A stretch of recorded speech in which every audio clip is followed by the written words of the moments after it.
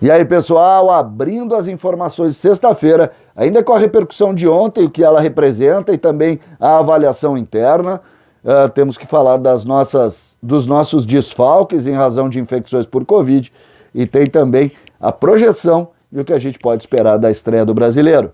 César Cidade Dias falando de Grêmio aqui no YouTube, papo de gremista para gremista. Sem antes, não esqueça, aqui no primeiro comentário, na descrição desse vídeo, você tem um link com um passo a passo de um trabalho home office que pode lhe dar mais de R$ 4.000 de renda extra com um investimento de R$ 67.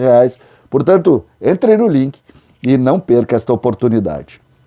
Gente, nós temos o jogo de ontem e suas repercussões, conversei com alguns dirigentes sobre isso, o que sai de positivo e também de negativo. Temos desfalques, nós temos que falar sobre isso, e a projeção de time, porque o Grêmio vai perder jogadores importantes. Vamos começar com o que aconteceu ontem e a forma como o Grêmio desenvolveu e a análise do Grêmio. Eu fiquei preocupado, tá? Quando eu vi um grupo com 15 jogadores, e foi o que aconteceu. No meio do caminho virou 14, porque o Pedro Lucas sentiu, não pôde jogar em razão da altitude.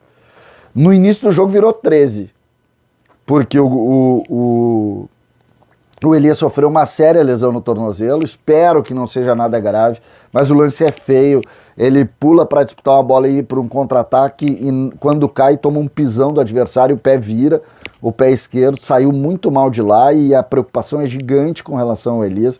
O Elias é importante para o Grêmio neste momento, muito importante para o Grêmio, e a gente sai preocupado, vamos aguardar o dia de hoje, o Grêmio deve informar alguma coisa, talvez no sábado, mas preocupa, o que aconteceu preocupa muito.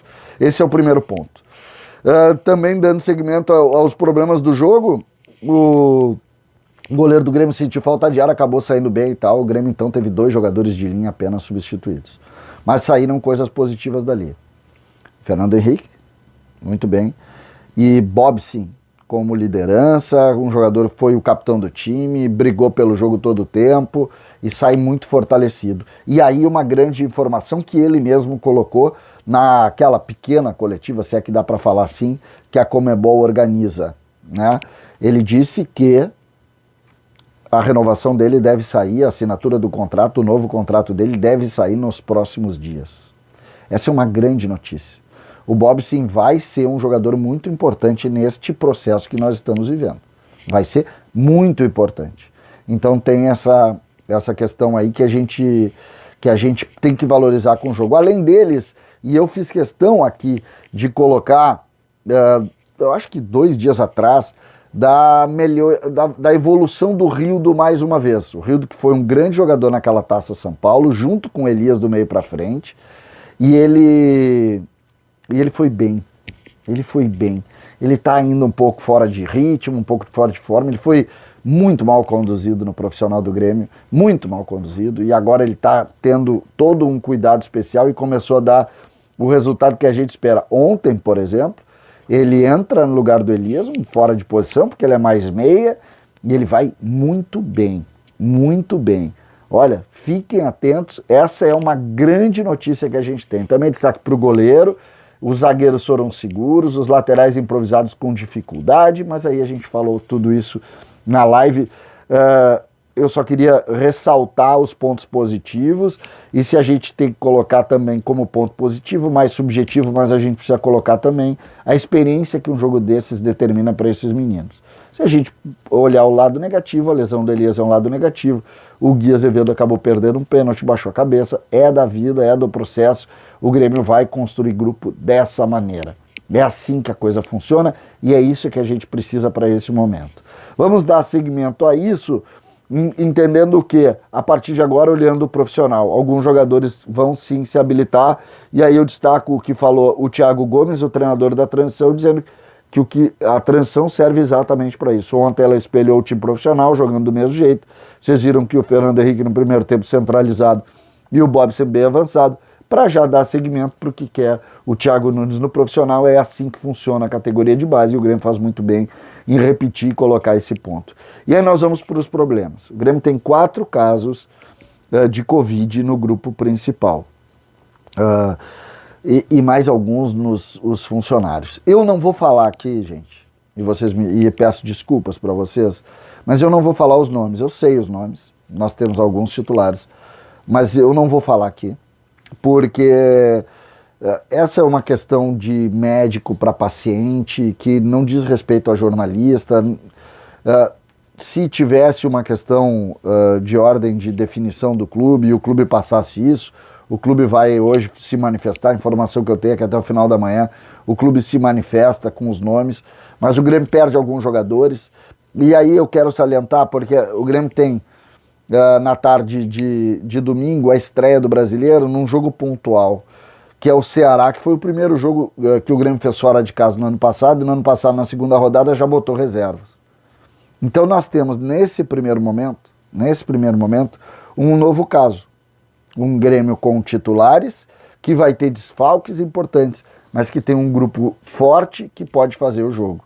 Quem que o Grêmio teria para substituir? Se perder, por exemplo, um dos zagueiros, o Grêmio tem zagueiros. Se perder um dos laterais, o Grêmio tem um dos laterais, tem laterais suficientes para fazer o enfrentamento, volantes da mesma maneira, atacantes da mesma maneira.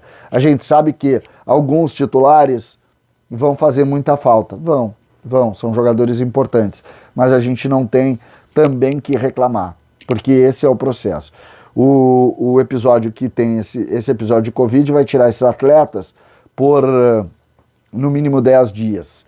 Então nós temos o jogo agora, o jogo da Copa do Brasil, que é um pouco mais tranquilo contra o Brasiliense, um adversário menor, não diminuindo o adversário, mas entendendo a distância, e depois talvez o enfrentamento com o Flamengo, que ainda tem uma discussão se o jogo vai ser ou não adiado. Então, em cima dessa realidade é que a gente tem que colocar a ideia de grupo. E aí eu volto para o jogo de ontem, que entrega para o profissional. É uma pena, por exemplo, se o Grêmio perder atacantes, o Elias, se tivesse à disposição, poderia ser uma opção, porque para o ataque o Grêmio tem o Léo Pereira, o Grêmio tem o Léo Chu, o Grêmio tem o Ricardinho, o Churin está fora, então talvez se perder do ataque a gente tenha um pouco mais de dificuldade. No meio campo eu não vejo tanto problema assim, nos volantes, se for o caso, na zaga da mesma maneira. Então a questão do ataque, o Thiago Nunes vai ter um pouquinho mais de trabalho para condicionar os jogadores e fazer um time forte para o enfrentamento. A gente vai no curso do dia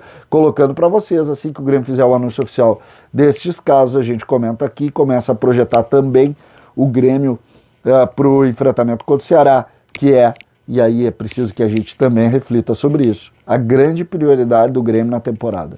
O Grêmio quer o brasileiro. Isso fica evidente em todas as manifestações. O Grêmio quer tirar de cima o peso de ter largado o brasileiro dos últimos anos e vai encarar o campeonato como deve ser encarado, o que é muito legal e o que a gente aplaude, porque essa foi talvez a principal crítica dos torcedores do Grêmio à forma de condução do futebol do clube nos últimos anos. César Cidade Dias falando de Grêmio aqui no YouTube.